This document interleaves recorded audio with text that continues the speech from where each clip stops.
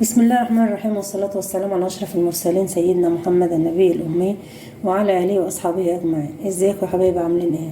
هنعمل مع بعض النهارده طبعا الجلاش الحلو. حطينا ايه؟ كوباية ونص. هنعمل السيرب بتاعها.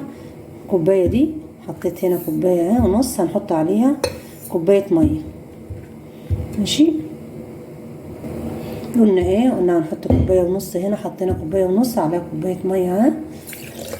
هنحط بقى نحطها على البوتاجاز، وهنحط لها عصرة ليمونة، وما تخش في السوا بتاعها او في الغليان بتاعها هنحط لها الفانيليا بتاعتها. تمام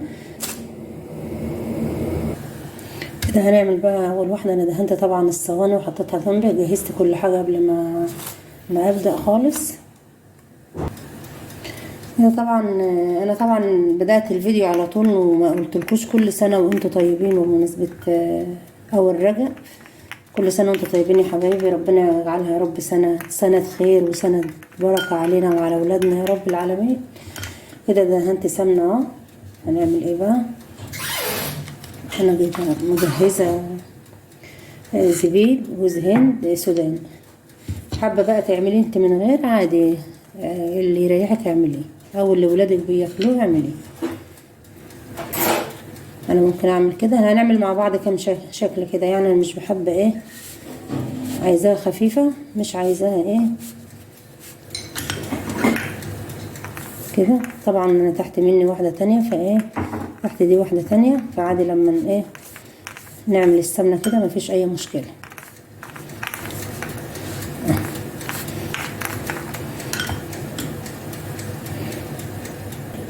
احنا طبعا عملنا مع بعض ده قبل كده. انا عملتها، قطعتها، حطيتها في الصينية. هنعمل بقى ايه، او نعمل دي برضو زيها والشكل التاني اللي احنا عملناه مع بعض هعمله لكم تاني برضو، لان الشكل التاني اللي احنا عملناه كان ما شاء الله حلو وعجب ناس كتير. انا كده اهو حطيته في الصينية اهو. اوريكم برضو انا عملت التاني ازاي اهو. هنقطعها بقى هنا كده كده. دي انا لفيتها فاضية خالص، مش فيها اي حاجة. يعني هنعمل فاضي وهنعمل ايه بالحشو. دي فاضية خالص. الفاضية دي بتبقى خفيفة بقى في الاكل وبتبقى لذيذة جدا.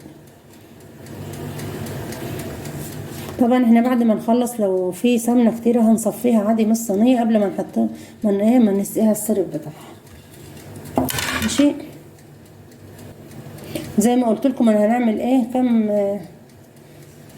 شكل كده. بص انا عملت هي واحده بس، دي بس ايه دهنتها سمنه وتنتها محبتش اعملها لوحدي، قلت نعملها مع بعض. انا عاملاها واحده برضو عشان تبقى خفيفه.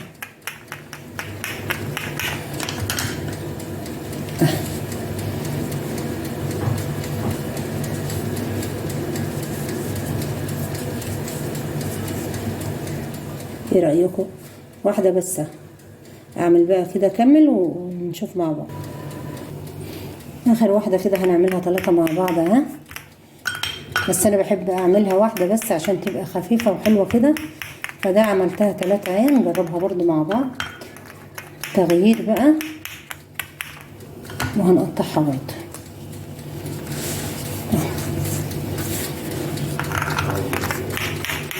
انا بصراحه مش بحب السمنه كتيره، هنلفها كده. يعني طبعا هما الشباب بيحبوه فاضي شويه، فايه هنخلي دي فاضيه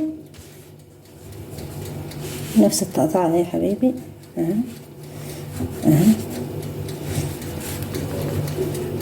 عايزه اوريكم حاجه برضه ممكن تعملها كده وتسيبها في الصينيه كده كده عادي.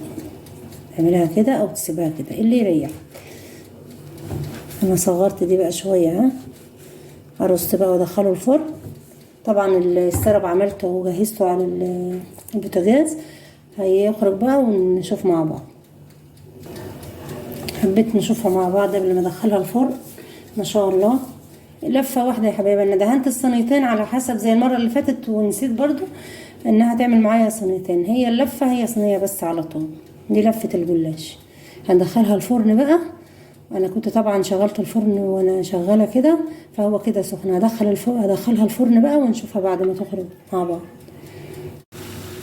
ما شاء الله ولا قوه الا بالله. كده خلصنا يا حبايبي، احط عليها بقى السيرب ونشوفها مع بعض بعد ايه ما نخلصها كده.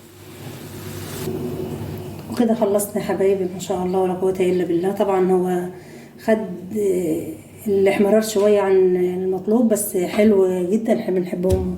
يبقى كده ما شاء الله ولا قوه الا بالله. عايزه رايكم بقى. في معلومة بقى عايزة أقولها لبناتنا ولشبابنا، لازم أوصل الرسالة دي يا حبايبي. الكرتونة بتاعت البيض، الكرتونة بتاعت البيض يا حبايبي، الناس بتاخدها تحطها في مية، يعني زي ايه، تبوش كده، وتجيب لون الأحمر عليها، وتجيب دهنة أو ليا أو زي انت بتقولي عليها ايه، بيفرموها ويحطوها عليها ويعملوها. هي دي اللحمة المفرومة، بيعملوا اللحمة المفرومة من الكراتين ويعملوا بها الحواوشي. أرجوكوا خلوا ولادكم ما ياكلوش أي حاجة من بره، لأن هو ده الحواوشي اللي بيتباع بره يا حبايبي، بيتعمل من كرتونة البيض. كرتونة البيض اللي احنا بنجيبها دي اللي بيتعمل منها الحواوشي. يعني انا المعلومة دي اللي كنت لازم اعمل فيديو لها هي لوحدها، بس انا قلت لازم اوصل المعلومة دي. ويا رب يبارك لنا في اولادنا ويحفظهم يا رب، ويا رب اكون ضيفة وخفيفة عليكم يا حبايبي، والمعلومة توصل صح. احنا طبعا دي رسالة لازم نوصلها عشان ولادنا، احنا كلنا بنخاف على ولادنا. ربنا يحفظهم يا رب، يا رب اكون ضيفه خفيفه مره تانية عليكم. يلا اللايك والاشتراك يا حبايبي، اللي ما يعملش اشتراك يعمل، واللايك الجميل والكومنت فعلا اللي بيرفع من الروح المعنويه. وبشكركم شكرا جزيلا، وفي رعايه الله وامنه يا حبايبي، مع الف سلامه. طبعا انا كنت لازم ادوق معاكم الجمال والحلاوه دي، فعلا تحفه. الفاضي ده فاضيه، دي فاضيه تحفه. طبعا عشان في حال اللي بيحب بالمكسرات واللي مش بيحب، دي فاضيه هي كمان اهي. عايزه اقول لكم تحفه، هي سخنه لسه عامه.